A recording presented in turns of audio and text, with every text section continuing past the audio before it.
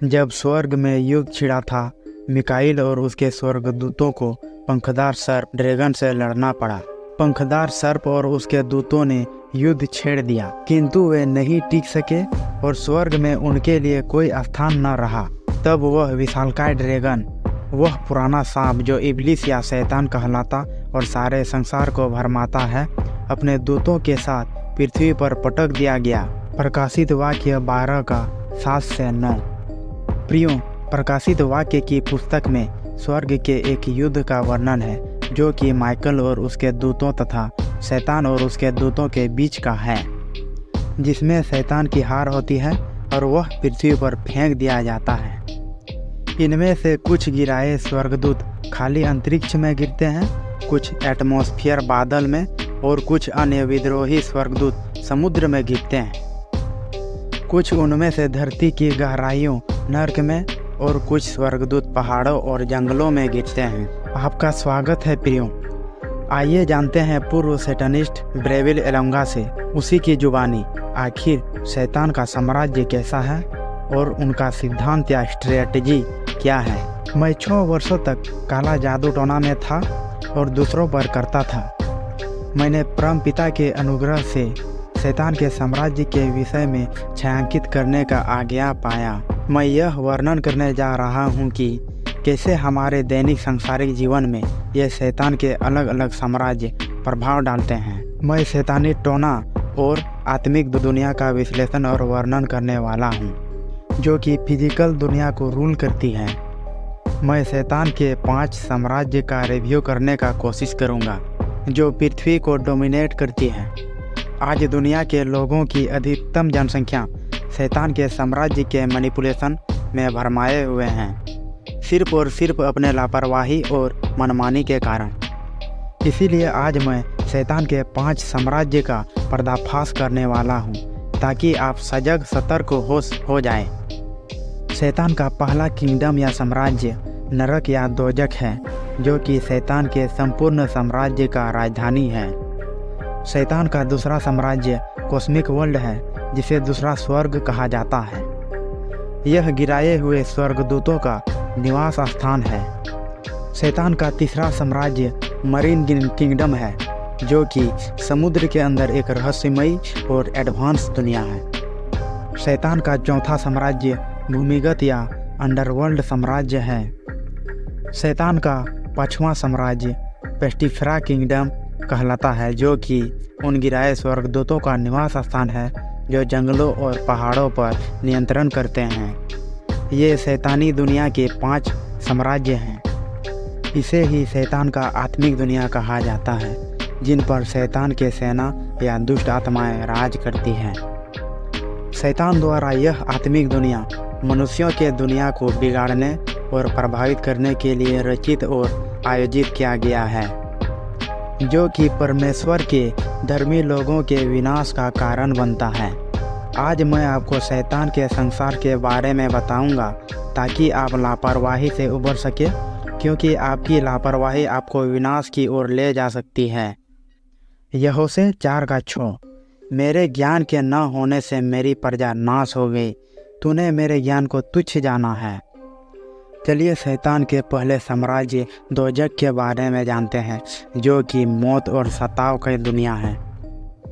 Africa के साथ साथ अन्य देशों में भी शमशान और कब्रिस्तान को आम जगह बना दिया गया। वहाँ बार और रेस्टोरेंट बना दिया गया जहाँ लोग खाने पीने और आराम मस्ती करने जाते हैं। जबकि कब्रिस्तान या शमशान लूसीफर के डायमेंशन का एक भाग है। जब लोग शमशान के ऊपर बनाई बार में एंजॉय करते हैं तो वे शैतान के दुनिया से जुड़ जाते हैं। कोई भी चीज़ जो कि मृत्यु से जुड़ी हुई है वह दोजक से या शैतान से जुड़ी होती है।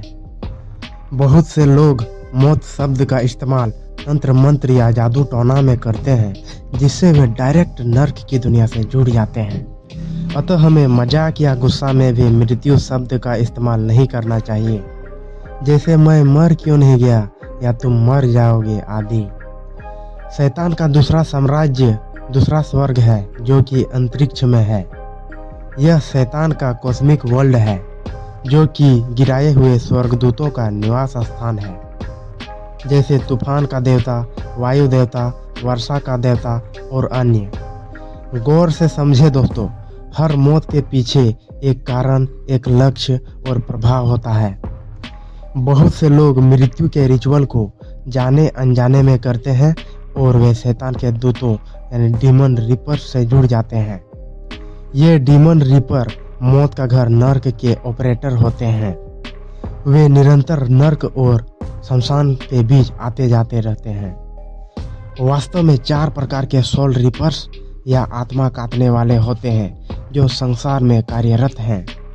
ये सोल रिपर्स पृथ्वी पर रहने वाली सभी आत्माओं पर निगरानी रखती है। ये लगातार लोगों को एक पापमय जीवन जीने के लिए लुभाती रहती है। ये लोगों को पाप में सम्मिलित रखती है ताकि वे पापी लोगों के आत्मा को पीड़ा देने के लिए नर्क ले जा सके, जो कि शैतान का पहला साम्राज्य है। ऐसे सोल रिपर्स कब्रिस्तान में भी कार्यरत हैं। जब पहली बार मैंने इन दुष्ट आत्माओं को, जो कि सोल रिपर्स कहलाते हैं, को देखा तो मैंने यह नोटिस किया कि इनके पास न आंखें हैं, न कान है, न मुंह है और न ही चेहरा है। वे बहुत हट्टे कट्टे हैं। पृथ्वी पर रहने वाला प्रत्येक मानव के पीछे 2 सोल रिपर्स कार्यरत रहते हैं, जिनका काम उस आदमी को पाप में संलिप्त रखना है ताकि उसके आत्मा को पीड़ा का स्थान नर्क ले जा सके। अतः जो भी लोग कब्रिस्तान या अंतिम संस्कार वाले जगह पर कुछ काम करते हैं तो वे इन शैतान के दूतों द्वारा, जो कि सोल रिपर्स कहलाते हैं, मॉनिटर किए जाते हैं।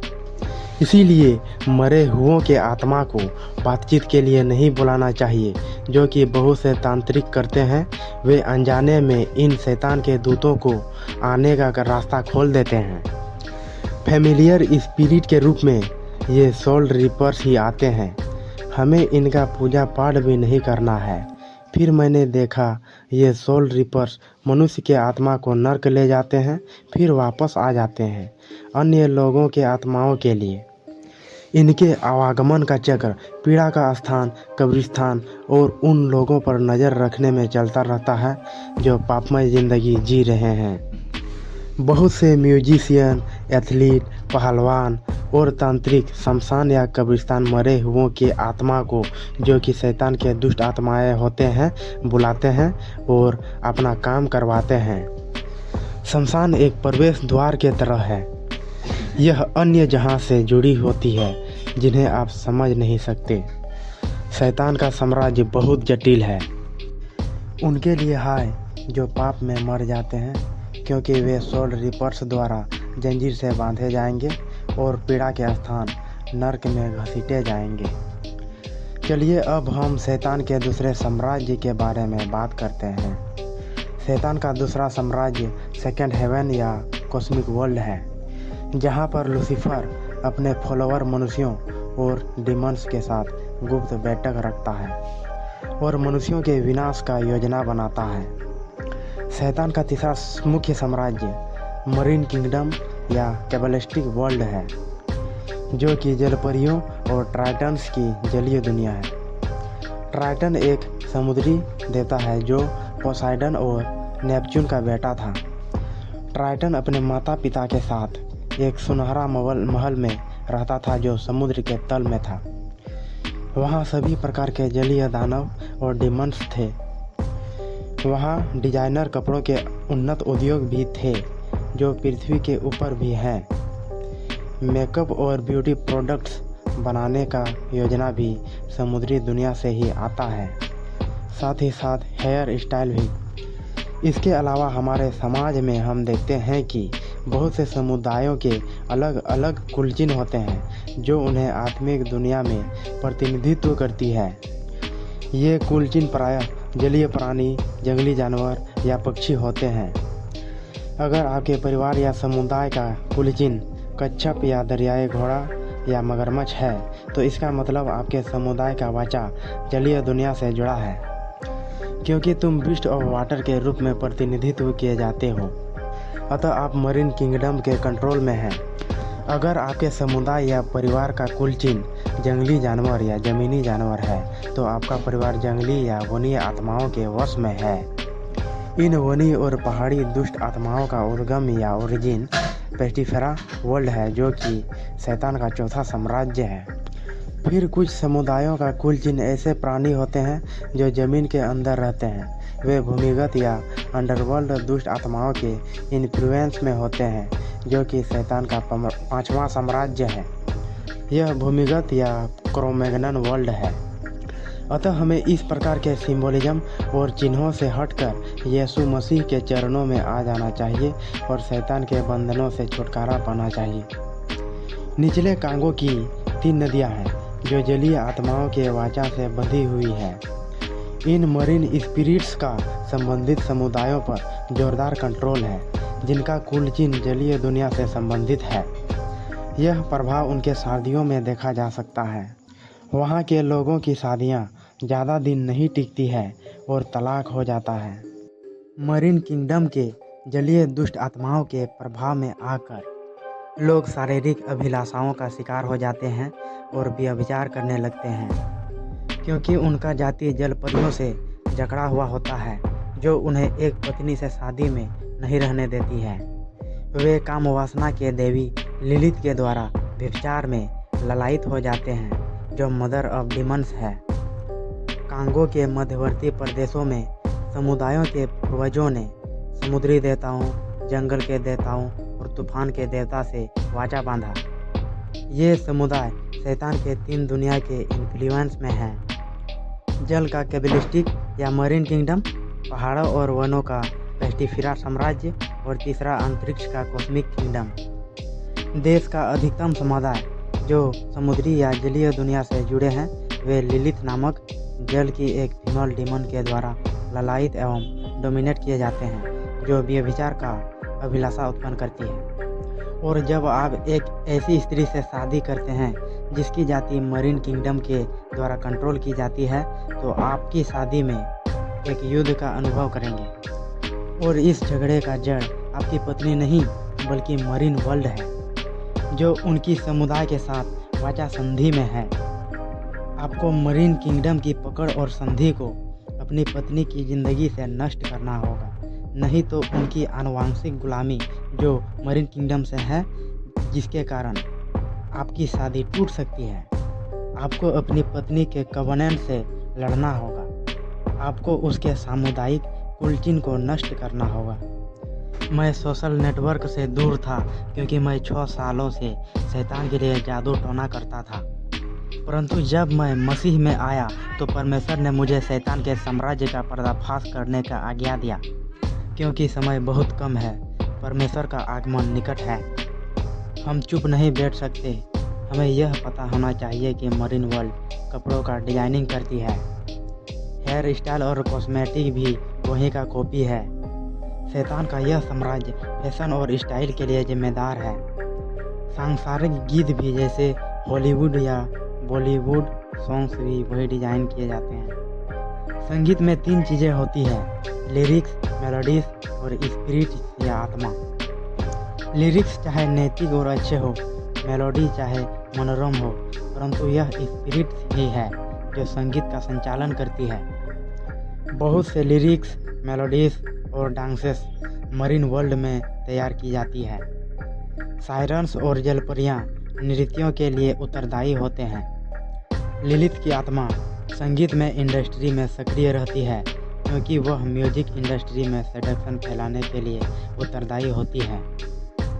इसके प्रभाव में आकर आज की लड़कियां और औरतें अनैतिक और तंग कपड़े पहनती है और लड़के लड़कियां हद से ज़्यादा फैशन करते हैं। आत्मिक दुनिया बहुत ही जटिल है, समझना थोड़ा मुश्किल है, लेकिन यह निरंतर हम पर काम करती रहती है। एक गांव में एक परिवार के सदस्य की मृत्यु हो गई। इसके बाद आसपास एक तेंदुए को कई दिनों तक बार बार देखा गया। यह परिवार पहाड़ी देवता या कहें तो फॉरेस्ट डिमन से कुलचिन के आधार पर कनेक्टेड था। जंगली जानवर गिराए हुए स्वर्गदूतों के जंगली दुनिया को रिप्रेजेंट करते हैं, जिनका अब वही निवास है। यह लूसीफर का चौथा साम्राज्य है, जो पेस्टिफेरा वर्ल्ड कहलाता है। यह एक एक्स मरीन एजेंट का चेतावनी है जिसके मरीन किंगडम के लिए शैतान के अंदर काम किया था।